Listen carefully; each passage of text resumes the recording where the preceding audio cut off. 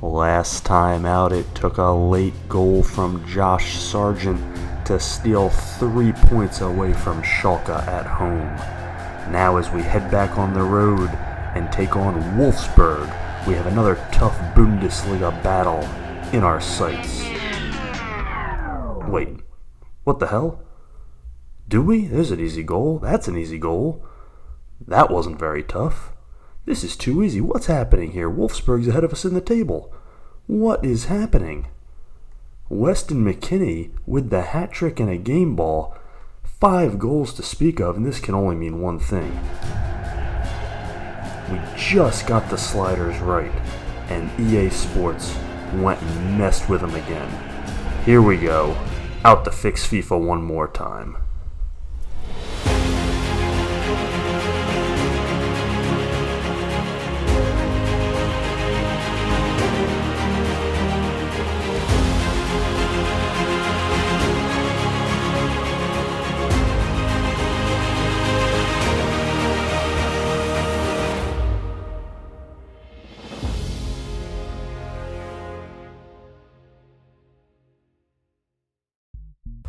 Uh-oh, FIFA's thinking again, and you know what that means. If FIFA's thinking, it means they're screwing something up.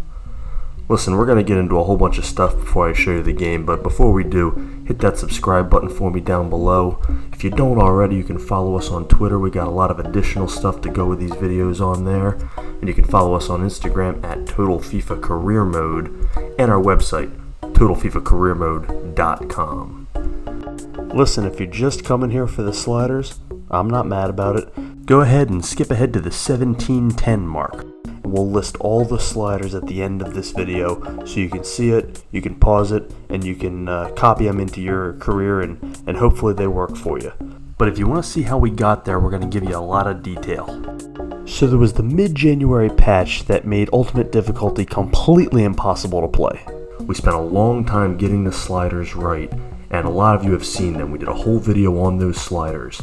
And we've been using those sliders for the last 6 games of this career, and they've done remarkably well for us. 5 of those 6 games have either been draws or a 1-goal game in either direction. We only had 1 blowout, so the sliders are really working. But then FIFA released a new patch on March 17th, St. Patrick's Day, except it wasn't lucky in any way. Because while they didn't make any mention of changing difficulty levels like they did back in January, it's been noticeably different. And this was the first game I played against Wolfsburg, and it was a complete blowout. It was one of the easiest games I've played, a 5-2 victory. Defense still had its natural challenges, but offense was like a damn hot knife through butter. Now we've had this happen before. If you remember back about 5 games ago, we actually absolutely smoked Bayer Leverkusen 6-1, and I was worried that this happened back then. So what did I do? I saved this on a separate save, and I replayed that game about 10 more times just to see if maybe this was a fluke or if things had actually changed.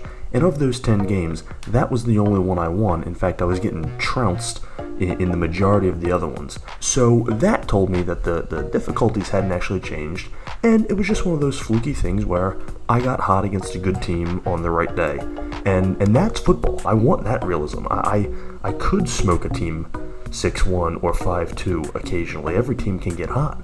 So that's okay if that happens.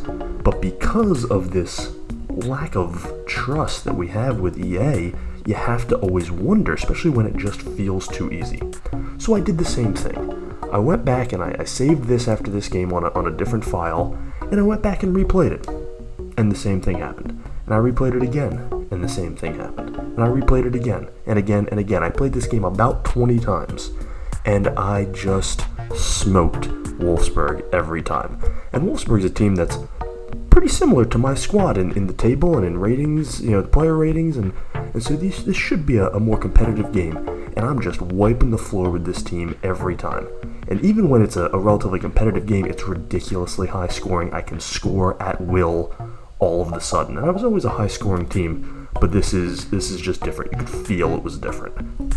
So, if you followed me for any period of time, you know I can't leave well enough alone, so that's exactly what I did. I fixed it.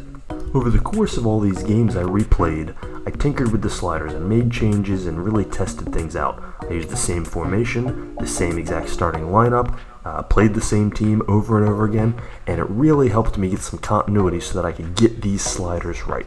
So what I'm going to do here is I'm going to show you the highlights of the replayed game, and this is the one that's going to count. I'm not counting that 5-2 game as part of my career. It was too easy and it wasn't any fun. I replayed the game, and I finally said, okay, now I think I've got him in a good place. This is going to be the official game. Win, lose, or draw, I don't care, as long as it's fair. And it was. And I'm going to use this game and highlights from the first game to show you where I changed the sliders and why and how I got to these final sliders.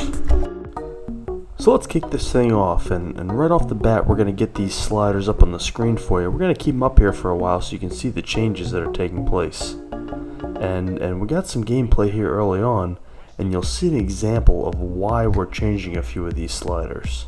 Most of these changes revolve around preventing offense on both sides of the ball, both the computer and the user. And the first examples we have here are exactly that. Now the lines you see me drawing there refers to the line height, which we dropped from 55 to 28 on the computer side, and it refers to how deep that back line plays. And you can see how much deeper they're playing in the second game than they were in the first game. And that makes a huge difference in the ability to get behind the defense, which of course makes it that much easier to score goals.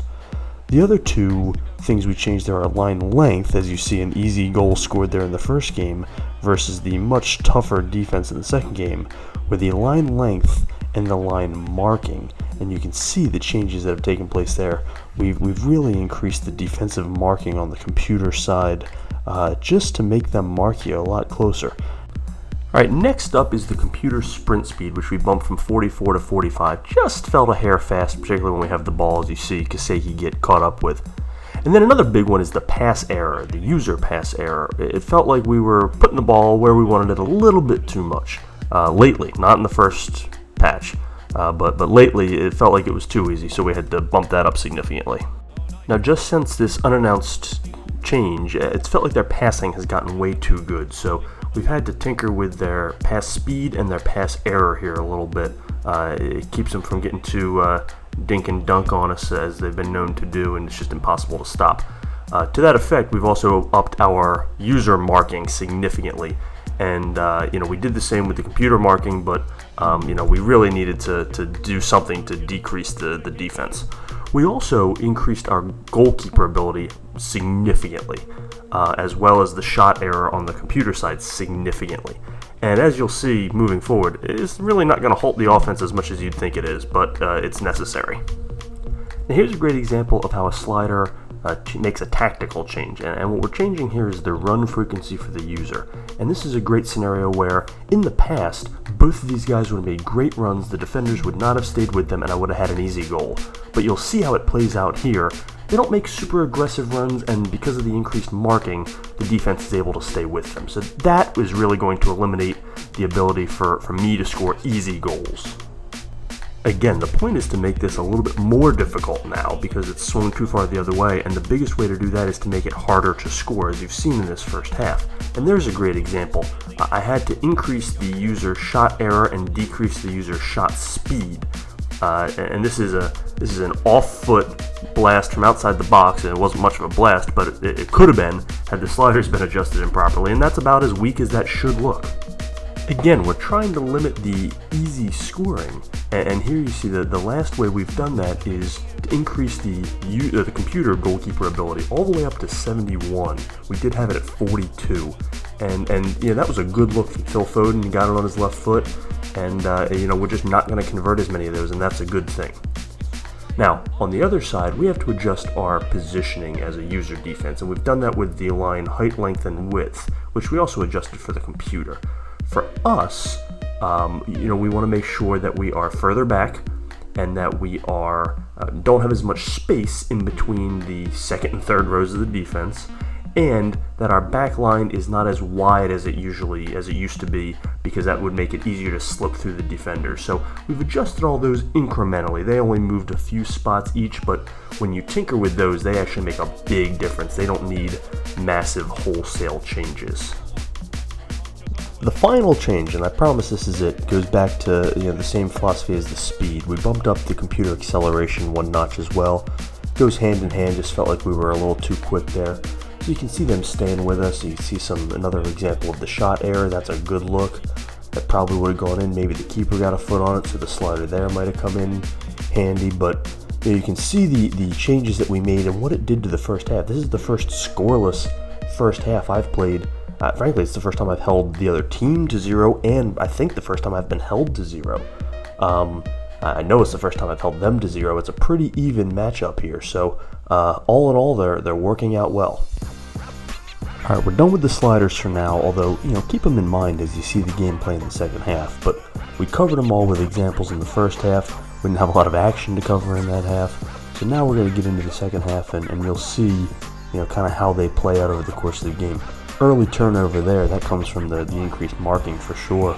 But the beauty is that I don't have this fear that it's automatically going to turn into a goal by the other team. There you go, Maximiano coming out. Now, have you ever had one of those times when you just know you're about to do something stupid, and you're sitting there telling yourself, don't do this, this is dumb, don't do it, this is a bad idea, don't do what you're about to do? I didn't listen. Oh, God, I should have listened. I don't even need to tell you what's going to happen here. Yeah. I should have listened, right? What am I doing? Oh, you can't blame any sliders on that one. There's no slider for stupidity, folks. I got a little aggressive with Maximiano there. I'm not against bringing him out to dribble, but obviously that was too far and too stupid.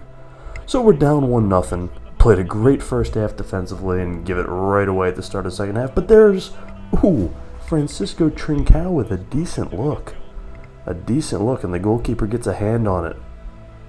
If I get 10 decent looks a game, I used to convert 4 of them. Now I'll probably convert 2. And honestly, that's more realistic. Here's another one. Weston McKennie blasting a shot. But the goalkeeper gets a hand on it. That's a pretty good look. Into the middle, finds some space. He's not left-footed though. That is his weak foot, so doesn't quite get it done. 52nd minute, short corner in. Kaseki over to Max Augustine, fires, deflected by the defender.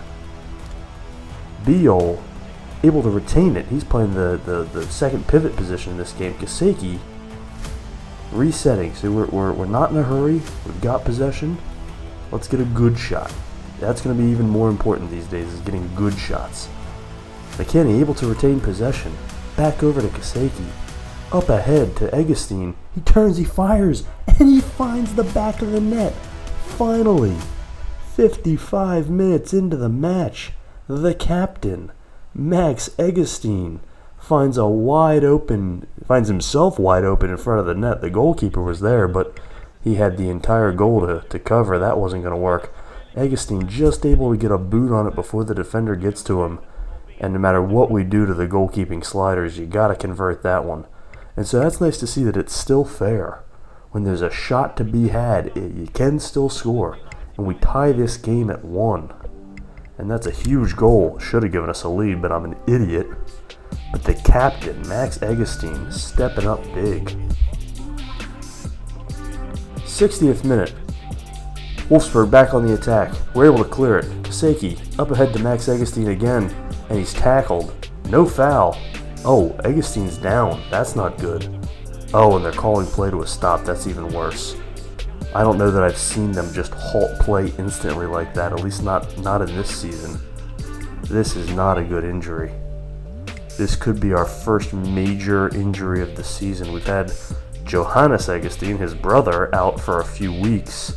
But this looks not good, folks.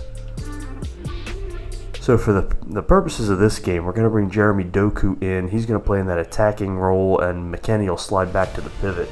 And that's fine because I was going to make an offensive substitution at some point soon anyway. As you see us back on the attack, Trincao up ahead tries to get a shot off by Phil Foden, unable to do so. We were going to go offense for defense anyway. I would not have taken Max Augustine out. He's got like 96 stamina. He never comes out, but, out of my control there. But Jeremy Doku in the game here, going to try and offer us a spark. As you see us Back on the attack, Weston McKennie up ahead to Trincao. Turns. Oh, he barely gets enough on it, but he finds the net. A little turn and poke. That's what she said. Francisco Trincao. That wasn't the cleanest goal you'll ever see, but it counts nevertheless. A great feed by McKennie, and there's no defenders in the way. It's just Trincao and the goalkeeper, and he's able to just poke it through. Turns, fires, uses the wide side of the net. Fires is generous. I don't know that was fired, but he got just enough on it. And that's his 8th goal in Bundesliga action, plus a couple others in the Pokal. And he's just been fantastic in that striker position. So 2-1. 2-1. We have our lead, and now we've just got to hold it. We've got about 15 minutes left in this game, and we're going to have to just try to fend them off. We're not going to play too conservatively. We can't. As you see, Wolfsburg go heavy on the press. A turnover in our own zone. Ooh, it doesn't even get to the goalkeeper. Simakan with a great defensive play. We cannot toy around with it back in our own zone. They're not going to let us get away with that. We're going to have to continue to attack. Gravenberch up ahead to Foden with an open look. Oh, tries to chip it over the goalkeeper. He's able to get his hands up on it, keeping it 2-1. Great stop by the keeper. Into stoppage time. Into stoppage time now. We're just trying to hold on to this lead. Wolfsburg on the final attack of the game. Up ahead. Oh, an easy shot. No challenge there. Maximiano's going to try and just run this clock out. Not do anything stupid again, thank goodness. And we're able to get out of Wolfsburg with 3 points in a hard-fought match. In our first match with the new sliders. And it's going to be a whole new world. This is going to be a lot tougher. A lot tougher. But you know what? It's much more realistic football. As you see, giving up the lead early in the second half. Eggestein ties it before he gets hurt. Trincao with the go-ahead goal. And we're able to get 3 huge points in the standings. But also, able to make this realistic. Alright, so if you skipped ahead just for the sliders, welcome back, but I am going to remind you to subscribe for me, check out our Twitter feed, check out our Instagram, and check out our website, TotalFIFACareerMode.com. We're going to show you the final sliders, but we're also going to show you how we got there and what we came from. So you're going to see me actually adjust them. I did this before the game, but I'm showing it to you now afterwards. And you see the final results for each one. You may have to pause and go back to upload them yourself, but you see where we were playing and then where we end up. And again, everything is centered around limiting offense because the game, FIFA, is just far too offensive. But I'm limiting my offense further than the computer's offense because after this last change, it just got far too easy to just score at will. So we have to limit our own offense further than the computer offense. Now you've seen how we've made the changes. I'm going to show them to you one last time. Here is their new form, and here's where they came from.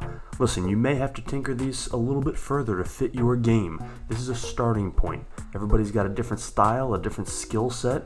You've got to change them to what fits your game. But this is what works for me, and this is what I think will get you most of the way there. Alright, so thanks for watching episode 12 of Werder Bremen Retake the Bundesliga. If this is your first time, thanks for joining us. If you've been a follower for a long time, thanks for coming back. We do at least one video a week, and we're going to continue this career all the way up till FIFA 21. We'll see you next time out. This is Total FIFA Career Mode.